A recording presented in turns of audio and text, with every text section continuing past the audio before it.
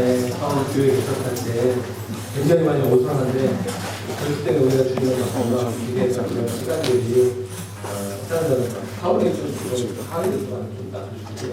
그래서 오늘 또 예배가 저에게 개인적으로 굉장히 좀 특별하고 또 오늘 예배 가운데 여러분들에게 많이 은혜 주실 수 있습니다. 네.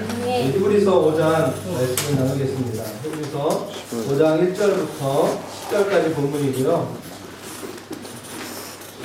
원래 5장 1절부터 10절까지 본문인데 2주 전에 계속해서 히브리서 말씀 강의 설교하고 있는데 14절부터 그 문맥상 이어지기 때문에 그거는 5장 1절부터이지만 같이 말씀은 4장 14절부터 5장 10절까지 같이 교독하도록 하겠습니다. 제가 먼저 읽겠습니다.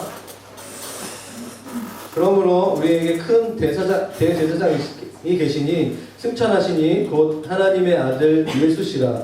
우리가 믿는 도리를 굳게 잡을지어다. 우리에게 있는 대제사장은 우리의 영향을 분명하게 못하시리라. 모든 일에 우리가 똑같이 시험을 받으시는데 죄는 없으시리라. 그러므로 우리는 국률하심을 받고 때를 따라 돕는 은혜를 얻기 위하여 은혜의 보좌 앞에 담대히 나아갈 것이니라.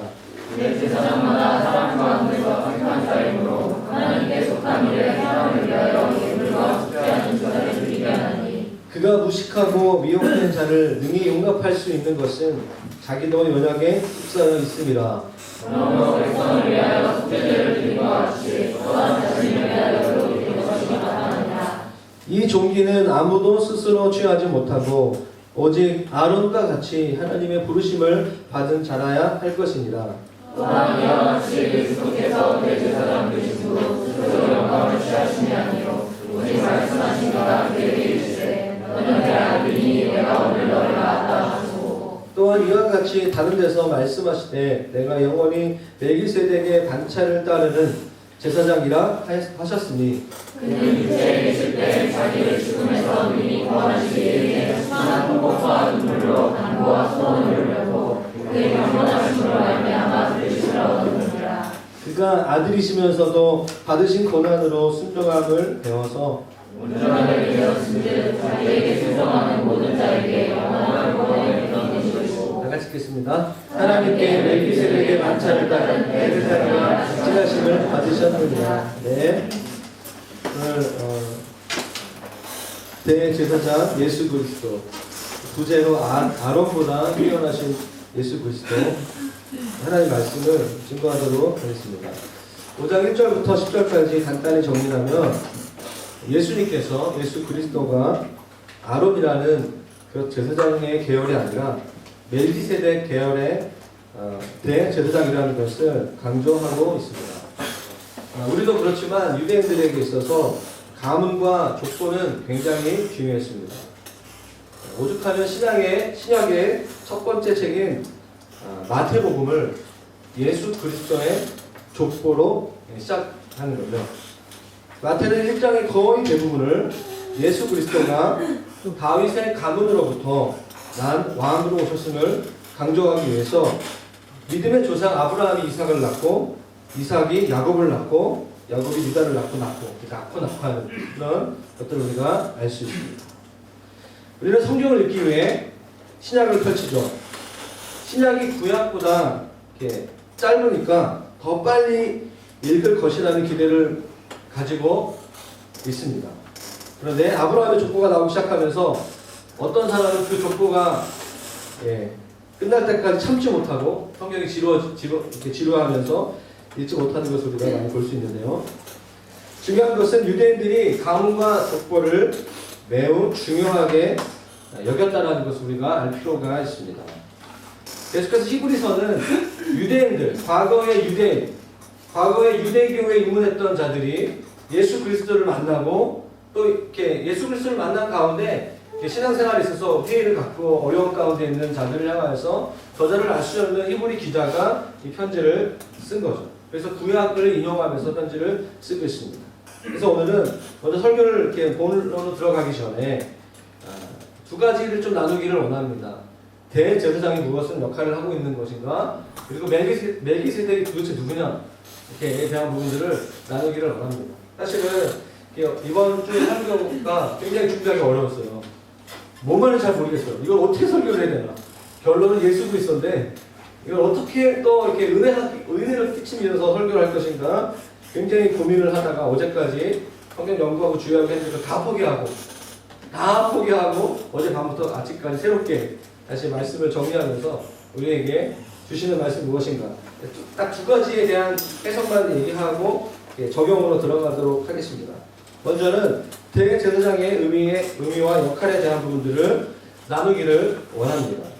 여러분 구약에 나오는 대제사장은 레위지파 사람으로 이스라엘 백성을 대표하고 성전에서 드려지는 제사에 대한 모든 것들을 주관하는 최고 권위자입니다. 그는 아론으로부터 아론의 아들인 엘르아살로 계승되었고 그 외에는 계속적으로 장남에게 계승되어지는 종신직이었습니다. 그러나 바벨론 포로기 이후에는 변질되어서 헤롯이나 로마 정부에 의해서 임명되기도 하였습니다. 그런데 이 대제사장에게 1년 중 가장 중요한 날이 있습니다. 용키프라고 하는데요. 1년에 한 번 지성소에 들어가서 자신의 모든 죄를 해결하고 백성들을 위해서 회개하는 대속죄일이라는 날이 있습니다. 이날은 자신과 이스라엘 백성의 죄를 속죄하기 위해서 세마포 옷을 입고 지성소에 홀로 들어갑니다. 단독으로 들어갑니다. 죽음을 각오하고 하나님 앞에 바로 서는 날이죠. 그는 제사를 드리는 자였습니다. 이스라엘 백성들을 위해서 향을 분향하고 수송아지나 염소의 피를 제단에 뿌리며 죄의 대가를 대신하여서 지불했던 사람이었습니다. 여러분 다 알다시피 죄의 대가는 죽음이죠. 그 죄를 용서받기 위해서는 생명을 지불해야 합니다.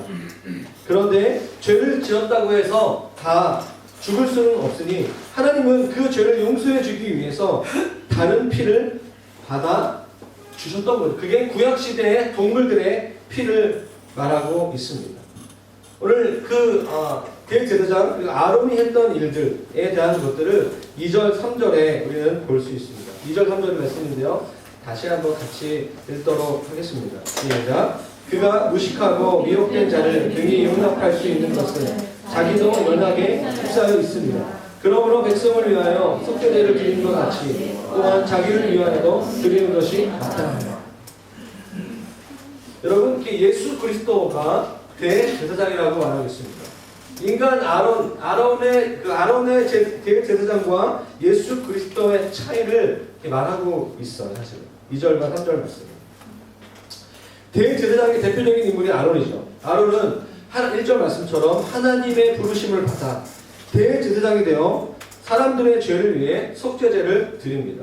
이 3절에서 대제사장이 이스라엘 백성뿐만 아니라 자신을 위해서도 이러한 속죄제를 드려야 한다라고 얘기하고 있습니다.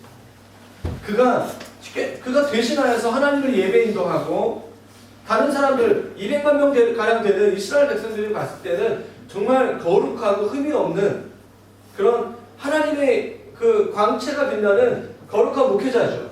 거룩한 제사장이죠. 그러나 그 역시도 하나님 앞에 서면 회개할 수밖에 없는 하나님의 은혜와 하나님의 용서가 필요한 존재라는 이야기한 거죠. 그렇기 때문에 이 묘사가 참 재밌어요. 무식하고 미혹된 자. 이스라엘 백성들 그리고 하나님에 따르는 공동체의 사람들을 주님이 봤을 때 야 무식하고 미혹되어 있다. 능히 용납할 수 그들을 대제사장인 아론과 그를 따르는 앞으로의 제사장들이 용납할 수 있는 이유는 뭐냐면 나도 무식하고 나도 미혹될 수 있다는 거예요. 할렐루야? 이해되세요? 내가 그들을 정죄하고 판단하지 않는 이유는 나 역시도 하나님의 은혜와 하나님의 용서하심이 필요한 존재라는 거예요. 나도 연약한 존재라는 거예요. 그렇기 때문에 3절 말씀에 백성을 위하여 속죄제를 드린 것 같이 또한 자신을 위해서도 드리는 것이 마땅하다. 나도 하나님의 은혜가 필요한 자라는 거죠. 대표성을 띠고 하나님의 은혜 앞으로 그가 이끄는 자지만 여전히 자기 자신도 죄인이라는 얘기죠. 그러나 오늘 본문은 대조를 쓰고 있어요. 그 아론의 계열에 있는 그 대제사장들과 멜기세덱의 계열을 따르는 예수 그리스도, 그가 드리는 예배, 예수 그리스도와 함께 드려지는 그 예배의 차이에 대해서 말씀을 나누고 있습니다. 5절과 6절 말씀인데요. 5절과 6절의 말씀에 나와 있는 시편 2절, 7절과 시편 110편 4절 말씀을 인용하면서 성경 저자가 기록하고 있습니다. 5절과 6절을 같이 한번 읽도록 하겠습니다. 시작. 또한 이와 같이 그리스도께서 영광을 취하심이 아니요 오직 말씀하시니까 우리에게 이르시되 너는 내 아들이니 내가 오늘 너를 낳았다 하셨고 또한 이와 같이 다른 데서 말씀하시되 내가 영원히 멜기세덱의 반차를 따르는 제사장이라 하셨습니다. 더 온전한 예수 그리스도는 멜기세덱 계열의 제사장입니다. 좀 전에 보았던 유대인들의 족보를 얼마나 중요한지에 대해서 이야기를 나눴습니다.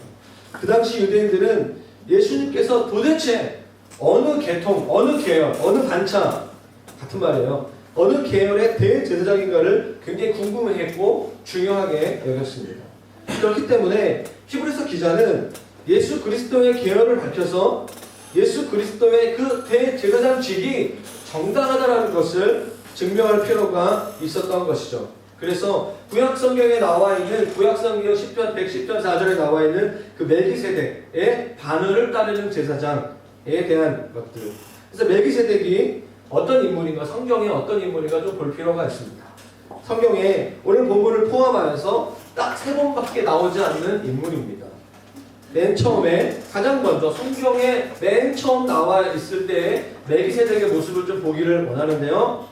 멜기세덱의 모습 속에서 예수 그리스도의 모습을 볼 수가 있습니다. 아브라함은 조카 롯이 그돌 라오멜과 여러 왕들의 연합군에 의해서 사로잡히자 급하게 자신의 군대를 이끌어서 조카 롯을 구하게 됩니다.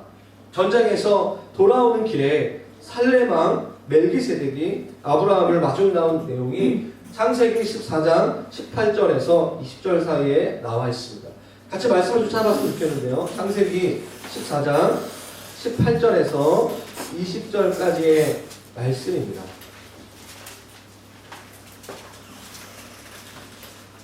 같이 한번 읽도록 하겠습니다. 시작. 살렘왕 멜기세덱이 떡과 포도주를 가지고 나왔으니 그는 지극히 높으신 하나님의 제사장이었더라. 그가 아브라함에게 축복하여 이르되 천지의 주제이시오 지극히 높으신 하나님이여 아브라함에게 복을 주옵소서. 너희 궤적을 내 손에 붙이신 지극히 높으신 하나님을 찬송할지로다 하며 아브라함이 그 얻은 것에서 10분의 1을 멜기세덱에게 주었더라. 구약 성경의 11조에 대한 그 예화를 찾으면서 오늘 성경 좀 전에 읽었던 성경 본문을 예화를 듣는 경우도 있습니다. 어쨌든 멜기세덱을 성경에서 지극히 높으신 하나님의 제사장, 지극히 높으신 하나님의 제사장이라고 성경에서 처음으로 표현하고 있습니다. 그래서 아브라함이 그 멜기세덱이 그 아브라함에게 떡과 포도주를 주죠. 우리가 성찬식을 할 때 예수 그리스도가 우리에게 주는 그 살과 피를 상징하는 의미, 떡과 그 포도주. 어저께 목자 모임 잠깐 했는데 우리 교회에서 드디어 성찬식을 해야 되겠다. 할렐루야. 우리 올 성탄절에는 성찬식을 하고 또 유아 세례도 하고 성인들 이게 세례 안 받으면 어저께 신방하는데 왜 이번 주에 출산 환수자에 가서 세례를 안 받았대요. 그래서 자기 세례 받고 싶다고. 내가 목사 안수 받은 가장 먼저 보고 자기 세례 받겠다. 그래서 세례 이왕이면 침례를 받으시라고. 출산한 지 한 일주일밖에 안 되는 자녀한테 내가 침례 어떻게 침례를 받느냐고 이렇게 추운데 지금 어떻게 하냐고 제가 따뜻한 욕조를 한번 마련해 보겠다고. 침례탕을 만들어 보겠다고. 여러분 이게 침례교회는요 약간 교회가 있는 교회는 딱 강단에 쫙 하고 자동문이 열려요.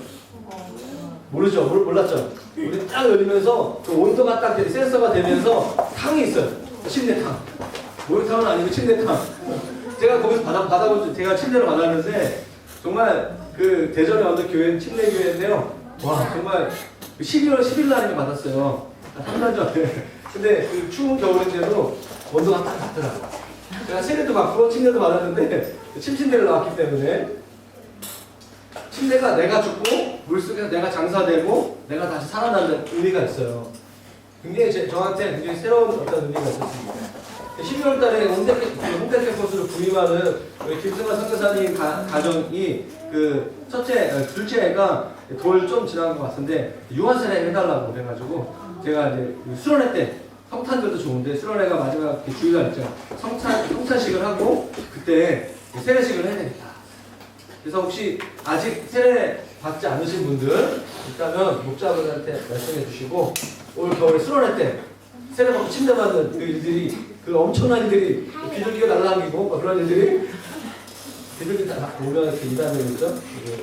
여기 보면 환풍기 비둘기가 있어요. 여기 저희 비둘기가 집에 있어가지고 딴 얘기하는데 본론으로 들어갔어요. 성찬식이 있다라는 거. 멜기세덱이 구약에 아브라함에게 떡과 포도주를 주면서 주는 행위를 하게 되었습니다. 19절 말씀을 보면 멜기세덱은 아브라함에게 그러면서 복을 빌어줘요. 복을 빌어주죠. 이게 제사장이 하는 일 중에 하나예요. 복을 비는 하나님의 축복이 임하는 것.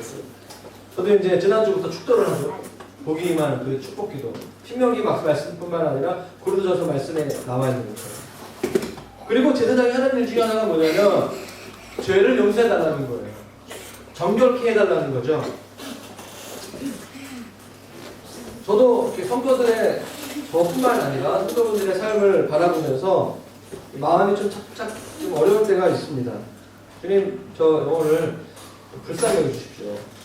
주께로 돌아와서 회개할 수 있는 은혜가 그 형제 자매에게 있기를 원합니다.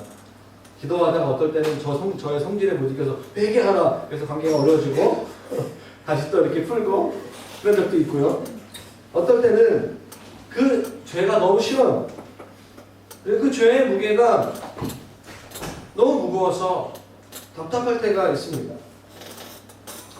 죄에 짓눌려 있는 자기가 죄 가운데 짓눌려 있다는 것을 알지 못한 채 무기력하게 영적으로 굉장히 중강한 상태에서 살아가는 형제 자매들을 상담할 때 참 안타까울 때가 많이 있습니다. 자기가 도대체 무슨 말을 하는지 모르는 거죠. 그리고 하나님의 인도하심을 구하는데 어떤 것이 하나님의 인도하심인가에 대해서 계속적으로 고민하고 있는 거죠. 본인도 답답하고 듣는 저도 답답하고 하나님 보시기엔 얼마나 안타까울까라는 생각을 할 때가 있습니다. 물론 우리 글로부전교회 안에는 극악하고 사회 신문에 나오는 것 같은 그런 강력한 범죄를 하는 분들이 없다고 저는 믿습니다. 그런데 하나님께 순종하지 않고 하나님의 뜻보다 자기의 가치와 생각대로 살아가는 것 자체가 이미 하나님 보시기에는 죄라고 우리는 알고 있습니다. 아론 계열의 제사장과 멜기세덱 계열의 예수 그리스도의 제사장을 이렇게 비교하면서 우리가 볼 수 있는 것은 예수 그리스도만이 예배를 인도하는 예수 그리스도만이 그분 자체만이 죄를 짓지 않는 유일한 분이라는 거예요. 아론 역시 죄를 짓고 자신의 죄의 문제를 해결할 수 없는 존재라는 것입니다. 계속해서 보면 하는데요. 그것에 대한 깊은 의미에 대해서 오늘 핵심 메시지 말씀 7절 말씀을 나누기를 원합니다. 신약 성경에서 예수님 자신에 대해서 말씀하시면서 기도에 대한 내용이 나온 본문은 몇 가지 없습니다. 예수님께서 예수님 자신을 기도와 연결시킨 본문들이 의외로 많지 않은데 예수님께서 겟세마네 동산에서 십자가에 달려 죽으시기 전의 기도와 요한복음 17장에 나와 있는 대제사장적인 기도 두 가지 본문을 우리가 알고 있는데요. 오늘 본문에서 그 두 가지 겟세마네 기도와 요한복음 17장에 나와 있는 기도를 간단하게 한 구절로 요약한 본문이 히브리서 기자가 그것을 이렇게 생각하면서 제가 다 이렇게 설명을 해드리고 싶은 시간이 없기 때문에 간략하게 그것을 요약한 그 기도문이 기도 응답과 그 과정 가운데 하나님의 역사하신 그 기도 응답에 대한 총체적인 이야기를 한 절로 기록하는 것이 10절 말씀인 것입니다. 같이 한번 읽도록 하겠습니다. 시작. 그는 육체에 계실 때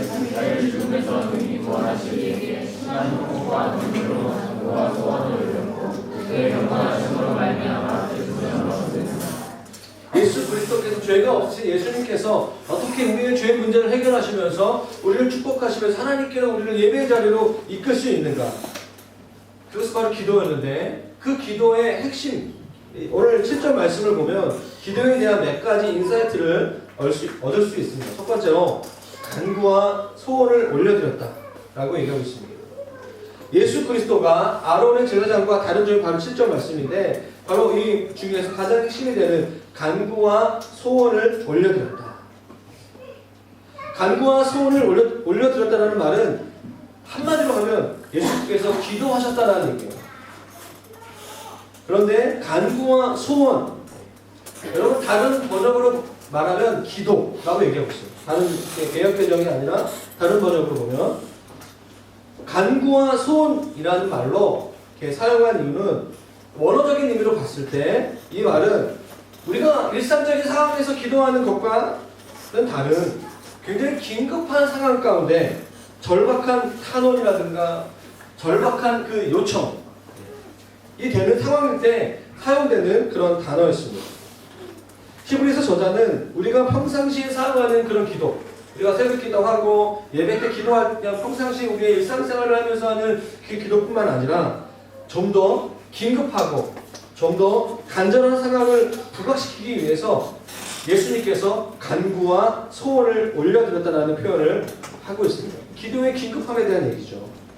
두 번째로 복용하는 것은 이 말씀에 죽음에서 능히 구원하실 이에게라고 얘기하는 거예요.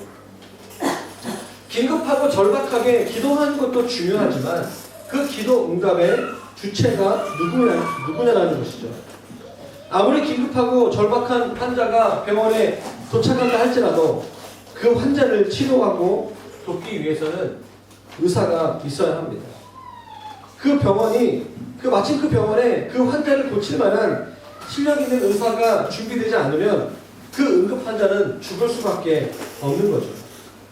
예수 그리스도께서는 죄의 문제로 죽을 수밖에 없는 우리를 위하여 오늘 본문에 나와 있는 것처럼 죽음에서 능히 구원하실 에게 긴급하고 절박하게 기도하셨던 것이죠. 여러분 하나님께서 우리를 구원하시고 우리가 죽음과 같은 그런 상황 가운데서 우리를 구출할 수 있는 분이시라고 여러분 믿으십니까? 너무 조용해. 여러분 그런 분이라고 믿으세요? 저는 우리의 기도의 어떤 패턴, 우리의 기도의 생활이 바뀌는 것은 이렇게 우리의 기도하는 대상, 우리가 기도하는 그 하나님이 어떤 분이냐는 그 하나님을 오늘 말씀에 나온 것처럼 죽음에서 능히 구원하시리라고 믿는다면 그 기도에는 파워가 있을 것입니다. 하나님께 내가 기도할 때 그냥 우리가 습관적으로 나 기도해줘. 내가 지금 이런 상황이기 때문에 나를 위해서 기도해줘라고 말할 때 그냥 습관적으로 기도할 때가 많이 있죠. 그러나 하나님께서 우리가 기도하는 대상이 누구인지만 제대로 알아도 우리의 기도 생활은 저는 달라질 것이라 저는 확신합니다. 하나님 아버지는 능히 우리를 구원하시고 우리가 죄와 죽음의 상황 가운데서 죽을 것 같은 그런 어려운 상황 가운데 있을 때라도 하나님 우리를 구원하실 수 있는 분이라고 저는 믿습니다. 어제 신방을 하면서 마이크 안 되는 것 같아요. 제 느낌에. 그냥 제가 막 하는 것 같아요. 몸이 너무 아파요. 지난주와 다른 제 느낌에 뭔가 이렇게 그냥 하겠습니다. 제가 그냥 생목소리를 해도 다 들리는 것 같아요. 할렐루야? 들리죠? 네.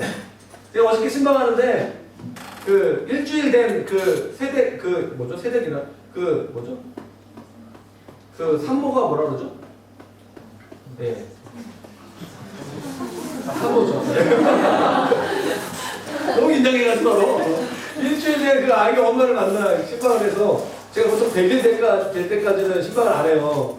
근데 어떻게 하다 보니까 그 한숫자매 조산원에 애를 낳았어요. 그래가지고 엄청나게 힘들게 낳았다고 하더라고요. 근데 일주일밖에 안 됐는데 거의 회복 속도가 거의 2달 된 사람 같이 되게 멀쩡해, 건강해. 깜짝 놀랐어요, 저희가. 그래서 얘기를 하는데 이렇게 그 지훈 형제랑 저랑 이렇게 같이 얘기하다가 남자들의 그 얘기를 우리 직장인들이 이렇게 밤마다 퇴근하고 잠을 자잖아. 내일 출근해야 되기 때문에 잠을 자죠. 근데 아침에 일어나 저도 저희 아내가 이렇게 하는 얘기는 뭐냐면 어제 우리 소명이가 안 깨고 참 잘 자는 것 같아. 놀랍지 않아? 그러니까 저 애가 한 10번을 깼다고. 저는 푹 자고 저는 긴장돼요. 그런 일이 일어날 수 있을까? 그래서 그 지훈 형제도 첫날 빼고는 계속 잠을 푹 주무시고 계시다고. 한숨잠에 계시 나마다 깨어서 이제 아이를 돌보면서 정말 죽을 것 같은 밤이 이렇게 오면서 일주일밖에, 그래서 형제가 직장 다녀야 되고 하니까 자기는 안 깨운다고.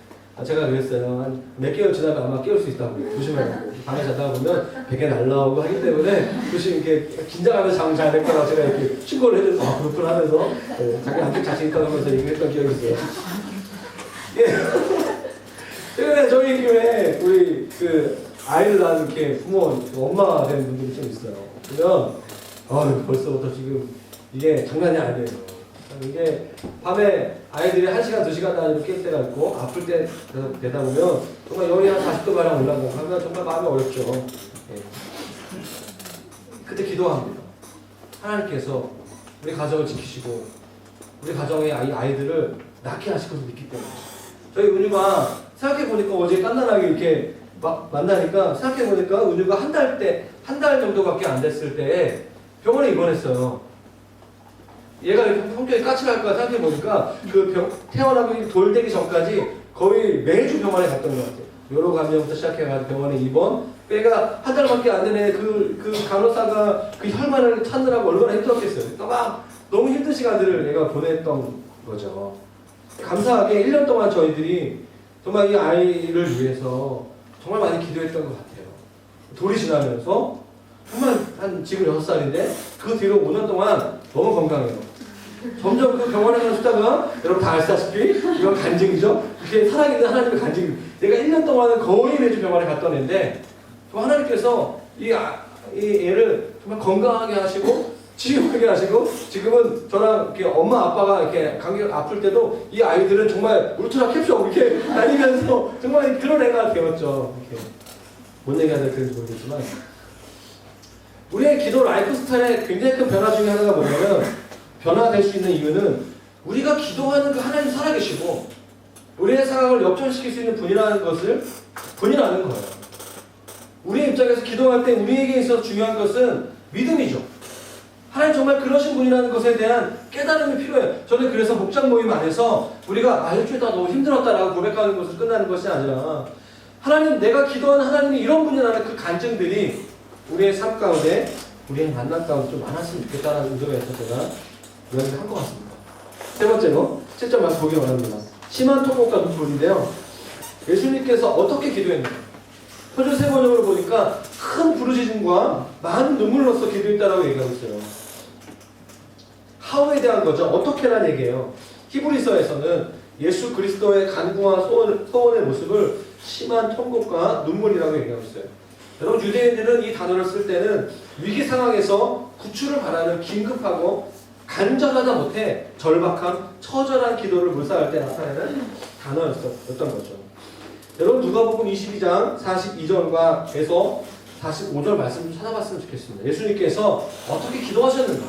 예수님께서 감람산에서 십자가에 달려 죽으시기 전에 어떻게 기도했는가?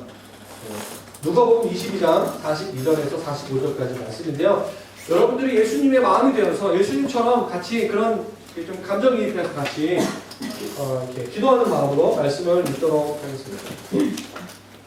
42절부터 읽겠습니다. 시작. 이르시되 아버지여 나니 아버지의 뜻이거든 이 하늘에서 옮기시옵소서. 나라의 온전과 정과 아버지의 온전을 이루어 원하는 하시니 하나님으로부터 예수의 하나님의 화가 예수께서는 수고에서 더욱 간절히 기도하시니 땅이 땅에 떨어지는 성삼을 같이 쏟아라. 또 그의 나라는 그에게 서 우리는 성령을 주시고 이르시되 어찌하여 자느냐 시험에 들지 않게 일어나 죽어라 하시니라. 아멘. 예수님께서 다 아시죠? 땀이 땅에 떨어지는 빗방울과 같이 될 정도로 간절하게 기도했다는 거죠.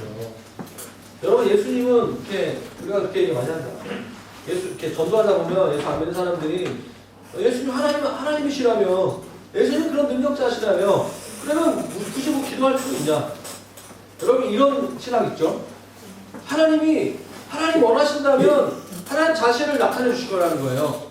그래서 우리가 굳이 전도하지 않아도, 우리가 굳이 복음 전하지 않아도, 우리가 해외로 나가서 복음을 전하지 않고, 우리가 열심히 기도하지 않아도 하나님이 하나님의 뜻과 가운데 섭리대로 일하실 것이다. 제가 이런 신학적 패러다임 속에서 신앙생활을 오래 했어요.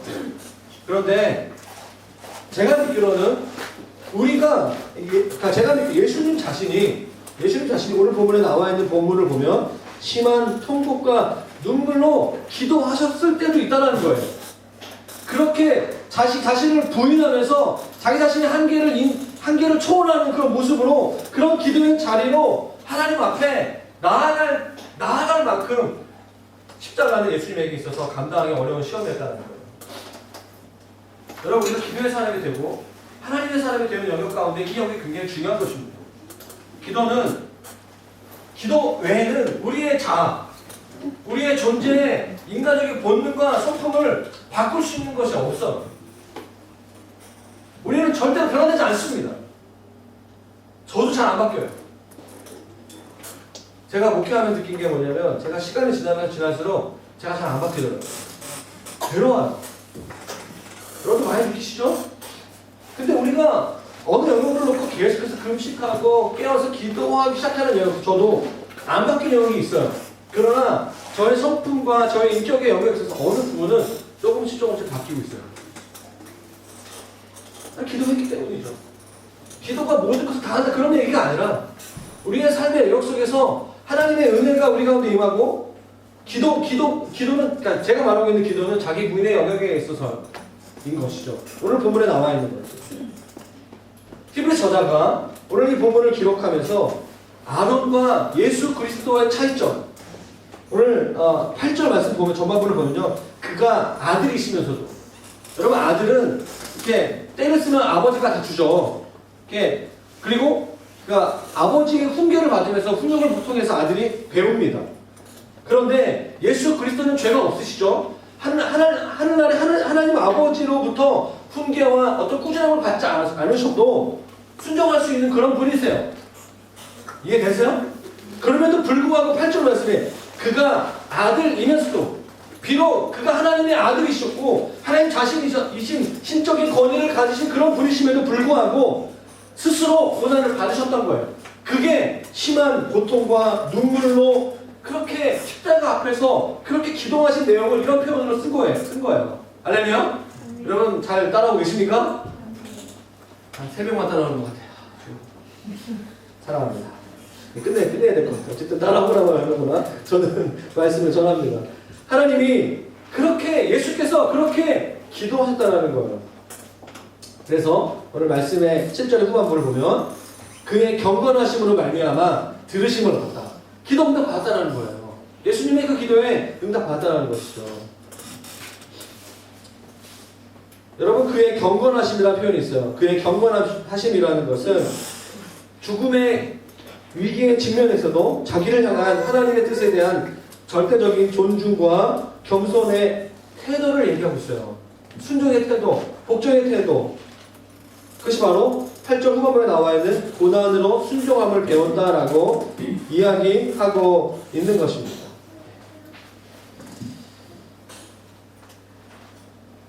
자, 말씀을 좀 정리해야 될 것 같아요. 말씀을 정리하겠습니다. 오늘 말씀의 정리는 이렇게 좀 앞으로 돌아와서 14절에서부터 16절까지 말씀입니다. 14절 전반 처음 말씀 보면 그러므로 하고 있어요. 결론적으로 얘기하는 거예요. 우리가 그렇다면 우리가 예수 그리스도가 그런 멜기세덱의 반차를 계열을 따라가는 대제사장이라면 우리가 어떻게 살아가야 되느냐, 결론적으로 적용에 대한 얘기를 하고 싶어요. 우리가 어떻게 해야 되는가에 대한 얘기입니다. 우리 14절 말씀 읽도록 하겠습니다. 시작. 그러므로 우리에게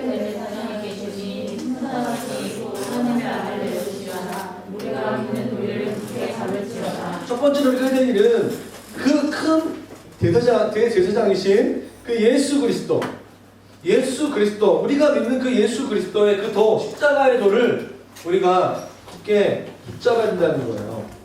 두 번째로는 16절 말씀입니다. 그러므로 또 결론적으로 얘기하는 거죠. 16절 말씀 같이 읽겠습니다. 시작. 그러므로 우리는 주의 말씀을 받고 대제사장의 은혜를 얻기 위하여 은혜의 보좌 앞에 담대히 나아갈 것이다. 이 말씀 참 은혜가 됐어요. 그러므로 우리는 국률하시는 받고 때를 따라 돕는 은혜. 때를 따라 돕는 은혜라고 얘기하고 있어요. 세 번째로 보니까 제때에 주시는 도. 필요할 때 가장 내가 필요한 니즈가 있을 그 타임, 정확한 그 타이밍 가운데 하나님이 채우시는 그 은혜. 그 은혜를 얻기 위해 어떻게 하죠? 은혜의 보좌로 다음 대에 나아가라. 은혜의 보좌. 보좌는 우리의 왕 되신 예수 그리스도께서 거하시는 자리. 그 자리에 나가면 하나님이 우리를 정죄하지 않으시고 우리의 모든 죄를 사하시는 대제사장으로서의 하나님과 우리를 만나게 하는 그 역할을 하시는 그분께서 그 은혜의 자리에 나간다면 하나님의 은혜가 우리 가운데 임하는 거죠. 담대히 나아갈 것이다. 에라이브 성경으로 보니 컨피던스예요. 자신감 있게. 하나님 앞에 우리가 나아간다면 주님이 우리를 거절하지 않으시고 우리를 통하여서 우리에게 가장 필요한 그 타이밍 가운데 적절하게 응답하실 거라는 거예요. 때를 따라 돕는 은혜가 저와 여러분 가운데 있게 되기를 축원합니다. 우리 한 개인과 한 성도를 볼 때 지금 제가 보니까 우리 교회 성도 중에 8명이 취업해야 돼요. 목사님 계산해 보니까 한 8명 가량 돼요. 올해 12월부터 내년 2월까지 취업해야 될 그 니즈, 인구업부터 시작해서 취업해야 돼. 취업할 때 취업하게 되는 그 은혜가 있기를 축원합니다. 그 말씀이에요. 그리고 결혼할 때 한 30명 되는 것 같아요. 결혼할 때 결혼하게 되는 은혜가 있기를 바라요. 임신할 때 임신하는 은혜. 한 가정이 있어요. 이 교제 제목이에요. 목장 도시에 보니까 올 겨울에 아우리치도 포기하고 임신해야 된대. 그래서 그게 바로 성교 여행인 거예요. 그 가정이. 할렐루야. 그 아이가 주님께 드려지는 출산할 때 출산하는 그 은혜. 육아할 때 육아하는 은혜.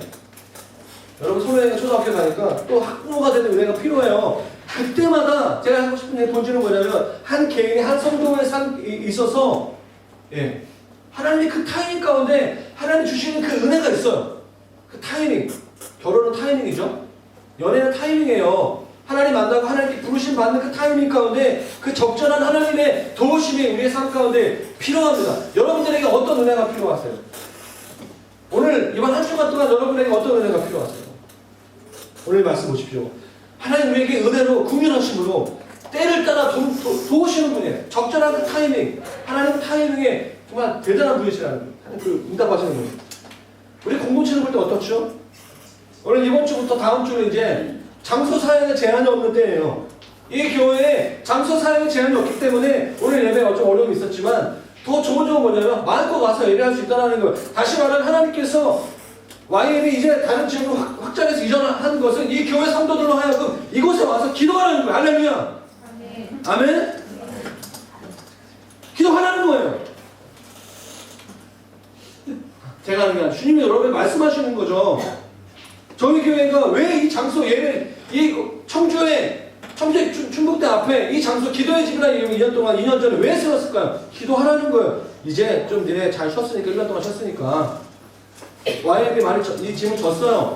예배하고 기도하고 이제 글로비전교회가 이제 이 교회가 다시 한번 기도하고 예배하는 교회로 일어나라 주님께서 말씀하시는 거라 저는 확신합니다. 할렐루야. 이제 공동체가 11월 달에 전도축제를 합니다. 영혼 구원하고 남은 한 해 1년 동안 11월 동안 11월까지 전도하지 않았고 영혼 구원하지 않았다면 이제 좀 정신을 차리고 집중해서 입이라도 뻥끗하라는 거예요. 예수가 너의 삶의 소망이시다라고 직장에서 가족들한테 이야기 한번 할 수 있는 기회를 같이 만들자는 거예요. 프로그램 하자는 거 아니고 뭐 하자는 게 아니라 우리의 삶 가운데 우리의 본질이 무엇이냐. 성령이 우리 안에 거하시면 증인이 된다는 거죠. 저는 그럴 때라고 저는 믿습니다. 그리고 11월달 되면 교회가 내년을 생각하는 거예요. 목자를 세우고 팀을 세우고 목회자를 세우고 교회 개척을 하고 선교사를 파송하고 재정의 예산을 하는 굉장히 중요한 것을 결정해야 되는 그런 때 가운데 있는 거죠. 교회적인 거죠. 여러분 우리 하나님께 기도해야 될 제목이 너무 많이 있어요. 하나님의 은혜가 너무 많이 필요합니다. 아멘? 그래서 이제 같이 기도했으면 좋겠어요. 적용기도 같이 했으면 좋겠는데 다 같이 일어나셔서 인양 신경 쓰지 마시고 죽임당하신 어린양 그 예수 그리스도 한 분을 찬양하며 모든 족속과 방언과 나라 가운데서 우리가 하나님께서 우리를 나라와 제사장으로 삼으셔서 주님과 함께 이 땅에서 캠퍼스에서 직장에서 우리를 다스리는 자로 우리를 부르신 그 예수 그리스도의 그 어린 양을 찬양하며 우리 기도하며 나아갔으면 좋겠습니다. 찬양합시다. 죽임당하신 어린 양 찬양합시다.